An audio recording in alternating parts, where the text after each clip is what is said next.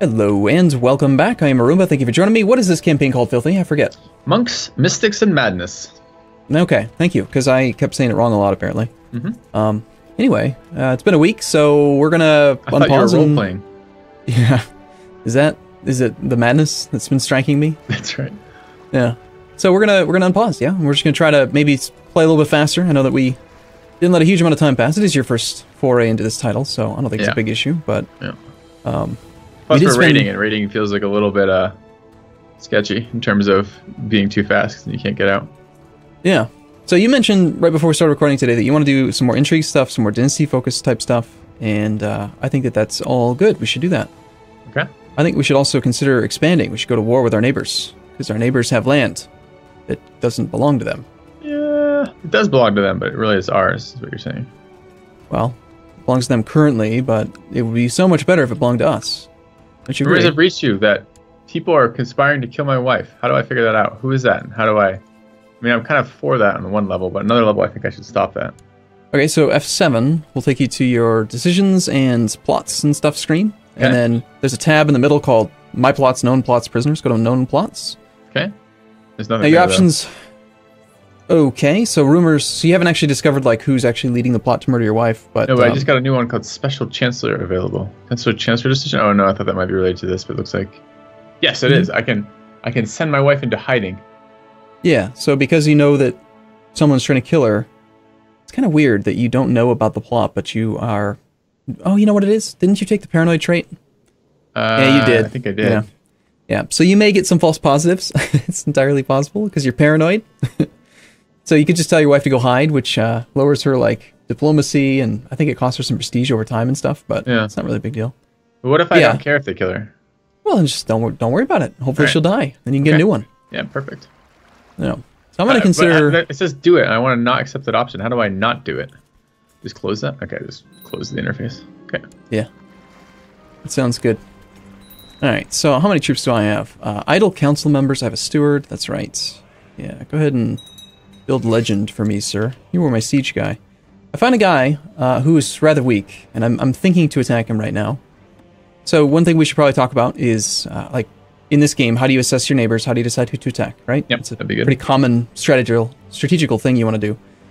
So you have a guy who, ironically, you, according to this, you are his heir, but I want the land, so I'm going to try to attack him myself. Actually, hold on. He is your subject. Never mind. I'm looking at the wrong guy. Damn. Yep. I don't have a CB for him, and he is not part of our country, and he's already your subject, which is why you are his heir. Well, either way, let's talk about how to assess your neighbors. So, like, I'm looking at the guy directly to my southwest, which is the King Kran of Westogothia. And when you look at his character screen, just like left-click on his province, and then you see his picture, click on that. Yep. Right next to his diplomacy and all of his attributes, you can see like a little helmet, army levies 1.01k. Yep. And then you need to go to the Pact screen, the fifth tab. Okay. You'll notice there's a couple that are colored blue and a couple that are colored green. Yep. Blue is dangerous. Blue means that they are allies and they are likely to defend him. So if you're going to look at this and you see 1,000 troops and you say, well, I've got 1,000 troops, I can probably beat him. Maybe, but you might want to go take a look at those other two guys real quick. I showed 614 and 160, so it's actually like 1,700 troops, not 1,000. How do you do that quickly? So, okay, so if this is liege, okay, then it goes back that way, and then it's another 160, okay. Yep, if you want the quick way to do it, while you're on the Pact screen, you click on one of the guys that's blue, click on his portrait. Yeah. Look at his number, press the B key. B key will take you back to the previous character. Nice. You can just toggle back and forth between them, check it out. So, I was thinking to attack the other guy, not realizing he was your subject, but the guy on that little island of Hollande is your subject already, and he only has 160 troops. Okay. So if he dies, because he has no heir, the land will go to you, but I would kind of like it. Now this other guy on this other island is kind of... Someone's calling to kill my son, that I care about. Okay. Check the F7, see if it's an actual plot, if you're just being paranoid. Looks like I'm just being paranoid. Nice. So there's no actual plot when that pops up? I don't have to worry about it? Well, if you knew about the plot, you should be able to see known plot. Yep. So I'm thinking I might attack this guy on the island of Gotland. Looking rather appealing to me. Yeah. I need to expand. I don't really have any ability to expand right now because I'm very weak compared to you. So I'm going to go ahead and just declare this war and kind of guide you through my game plan here. I'm going to declare it right now. I've declared a special war called a subjugation war. Pagans like us, since we're Norse, we're part of the pagan religious group, we have a special once per lifetime casus belli called subjugation. You can only use it, as I mentioned, once per lifetime, and it allows you to basically conquer anyone you want. Now, I'm using it on a one province minor, which is very weak, but it's really my only easy route of expansion right now. Okay. You are, because you are a duke, able to take that ambition to become the king of Sweden, which will give you the ability to use this once per lifetime CB as many times as you want, so long as it's within the kingdom of Sweden, whichever location, whichever kingdom like area your capital is located in. So I'm using it with this one character in a very weak way because I have to expand. But like you might want to use your once per lifetime CB to say subjugate someone in an area outside of Sweden, and then later on when you take the ambition to become the king of Sweden, you can do it on everyone else within Sweden. Does that make sense? Yep. If I take Majesty right now, point in Majesty as my tech, is that terrible? All right, so you're getting the alert say you have too much monarch points. So generally speaking, for cultural advances, you're going to want to focus on Majesty's a good one because it affects short reign years, but not until you get to the level Majesty 2. Short reign means that when you die, the longer it takes time. Like every year that goes by that your ruler has been in charge, there is a modifier that goes away called short reign, and it makes it so that the penalty goes away faster. So basically, you take up the throne as a new character, and everyone hates you because you're brand new. Okay. Majesty makes that penalty less. Okay. Well, I just want it because it says plus piety on it. Yeah, sure. It's piety and prestige. Both are very good. So that's good. Sold me. Sure. So anyway, I've declared a war on a guy who's got roughly the same number of troops as I do. And what I'm going to do is I'm going to use my prestige to raise a tribal army. I'm going to spend 500 prestige to get 2,500 extra troops, and we're going to go smashy smash. The only other way that I could have more troops would be to wait for a random event to give me some special troops, or I could potentially hire mercenaries if I had enough cash. Mercenaries are not the same in EU4 as EU4. If you look at the Mercenaries tab under your F6, your Army Levies screen, Military Shortcut tab, there's a tab for Mercenaries. God, they're expensive. Very, very expensive. 140 ducats to hire the cheapest one, and you have to pay 5 ducats a month to maintain them. So it's not cheap, not at all. So what I'm doing right now is I'm waiting for him to actually come to my land so that I can engage him, and then I'm going to go siege his holding after he no longer has very many troops to defend it. How do I see the loot again of that I'm getting from a country? Not finding a target, but once I'm in the province, actually taking their loot. How do I see the bar? While clicking on the province itself, you should see 2 screens. There's either a screen for the siege itself. Yeah, that's the one I'm seeing. Toggle the key to toggle between the siege screen and the regular province screen is Z. Z. Okay. And then you'll see the loot bar. Yep. Yeah. But also you got that little visual indicator for whether or not you're actually getting loot. So I have 61 ships and 529 men, and you said I can put 100 men on a boat. Mm-hmm. So shouldn't I dismiss like the vast majority of these boats? You could, but if you're going to do that, I would send them home first to make sure you're not disbanding loot, because remember there's gold in them holds. Right. And if you just disband them, you don't get the money. So send the boats home, then disband them. Main reason why you have more boats than you need is just so you can raid for longer periods of time. Oh, that's right. Tell me again, where's the pause button? Top right. It's the date, I see the it. actual Got it. Okay. text. Yep. Also, we didn't mention this, but last week when we started recording was like an hour after they released the patch, so a bunch of the interface stuff that we were going to use, like bigger interface, was not patched yet. Now it is, so we're using a different interface if people are wondering why it looks a little bit different. Yep. So, you paused or I did? You did. Oh. You asked about it. I assumed that you needed to. No, I appreciate it. Like, not bad. When you did it, I could see it again because of the date. Got a little red pause thing next to it. So. Mm-hmm. So, how goes your rating? Where are you rating right now? I'm rating in... Oh, I need to pause because I'm about to get a fight. I want to run. Yeah. I'm actually hostile to those troops now. I can see where you're rating because I'm hostile to them because you're my liege and you've pissed off Aquitaine. Yeah. All right, I'm going to unpause. You ready? Yeah, go ahead. Yeah. My war is very simple. Basically, I'm just I'm milking the once per lifetime CB, which it sounds terrifying. Oh, you only get it once per lifetime. But remember, like every 30 to 40 years, you're going to switch characters. So it's actually quite. So it's not once per game. It's not once per dynasty. It's once per. Okay, I see. That's interesting. Once I didn't understand per that. lifetime, exactly. So my character, who is currently age 26, can only do this CB once in his lifetime. But when he dies, his heir will be able to do it again. So you might as well use it. It's better to use it than lose it. Yep. Anyway, so I'm milking my prestige. One of the other reasons why I wanted to raid so much last week was so that I could actually get enough money to do this, because otherwise there's like not really much of an option for me to actually succeed. Gotcha. I'm going to pause real quick just so that I can put my siege leader in charge. Can I assign a new job? Okay, and the ones with...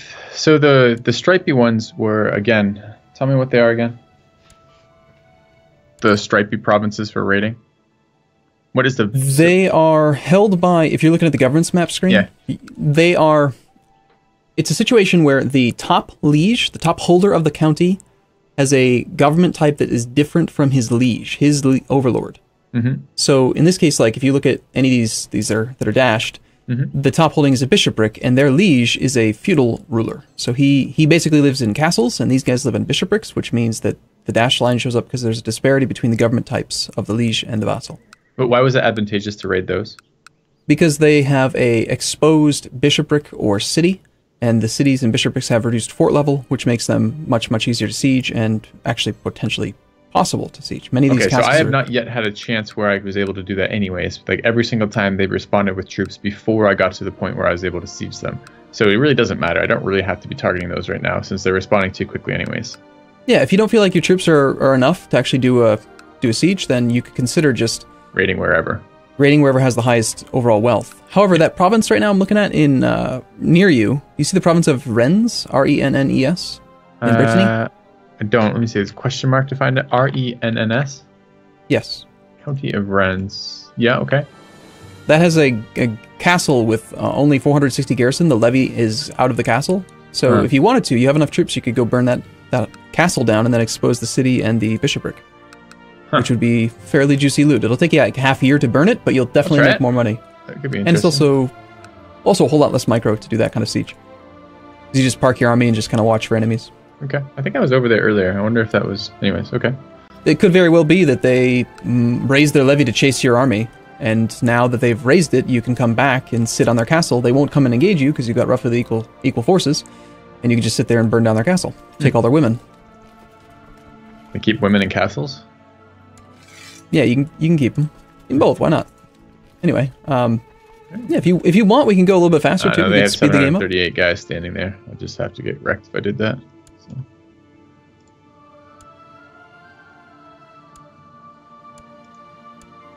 Yeah. So apparently, the whole last play session, I wasn't really paying any attention to it because I didn't really care. But my counselor, my seer, had 0 learning.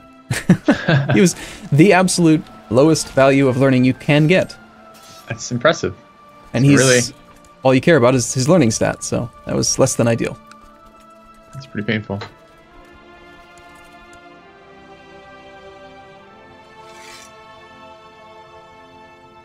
So crown focus, special minor titles, special character actions possible. I feel like I should be doing that. This is the spying thing, right?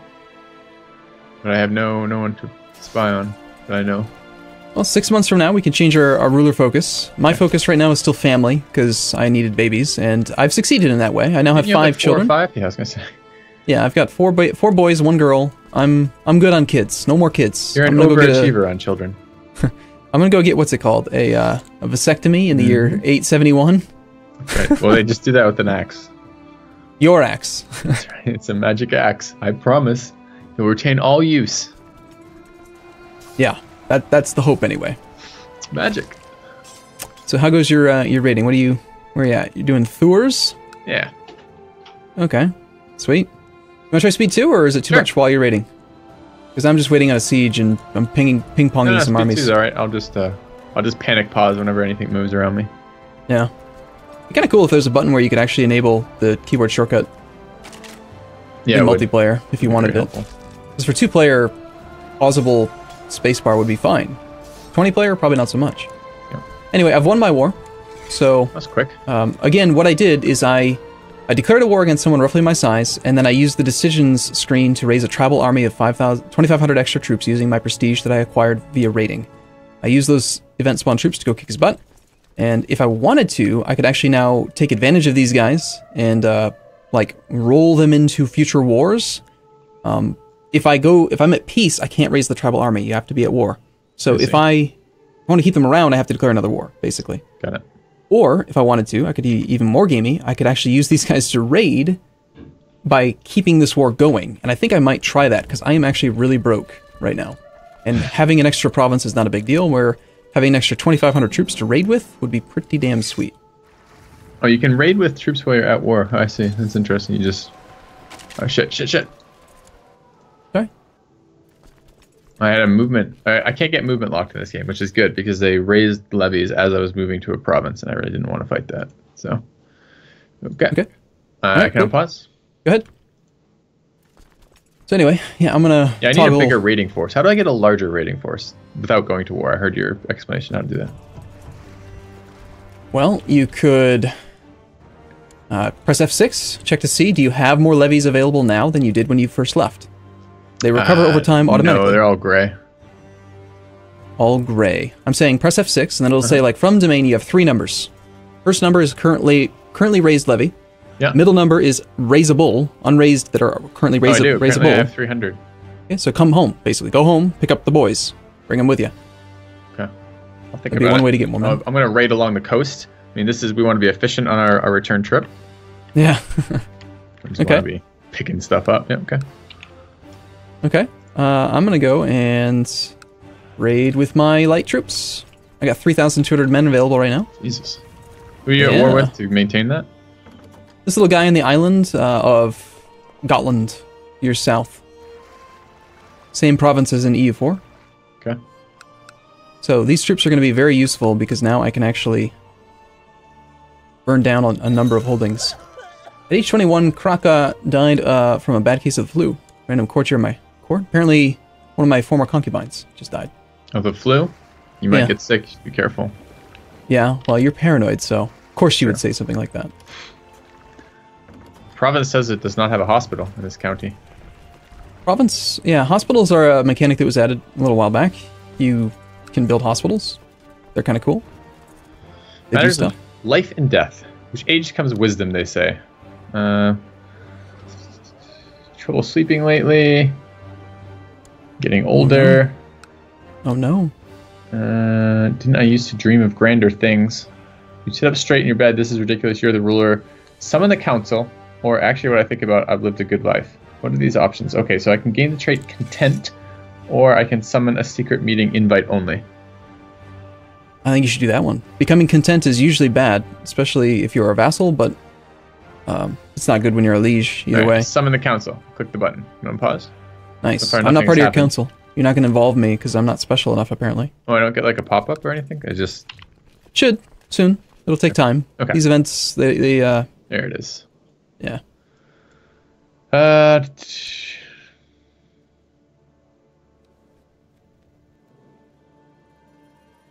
say, I want to discuss the concept of life and death, and I want to look into everlasting life.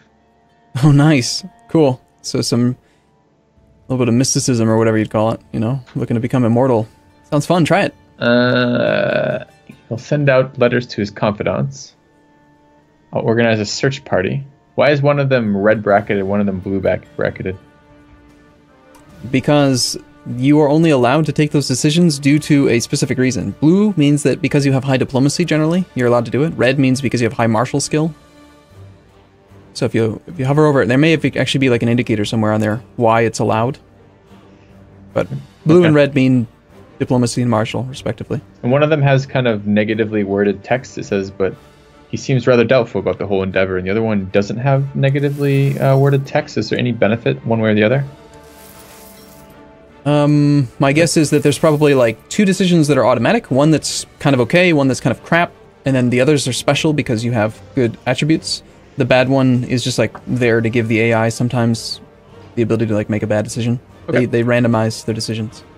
All right. Well, I've chosen one. I'm going to write some letters about immortality. I can't imagine that won't come back successful. Oh, sweet. I rolled an organizer. John Kven. I have movement speed plus 38% now for my raiding parties, which is very powerful. That's nice. I agree.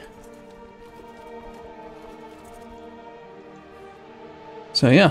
So I'm burning down a bishopric. We're gonna find some women in there. Tons of women in bishoprics, right? Oh god, my wife's pregnant again. Also, in 1 month, we're allowed to change our focuses if you want to pick something else. Okay. I'm going to pick something else for sure, because I keep making my wife pregnant. And that's not good.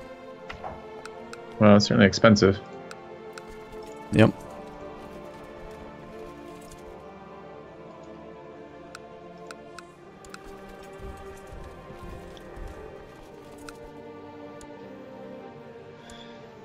A Thieves Guild has been established in one of my areas. It's a negative event from you being poor. Yeah. It's less than good. You're not supposed to be poor, Filthy. Stop being poor. I took some advice from a counselor I've since fired. He told me to build an axe. Hey, that counselor was a smart man. I don't know what you're talking about.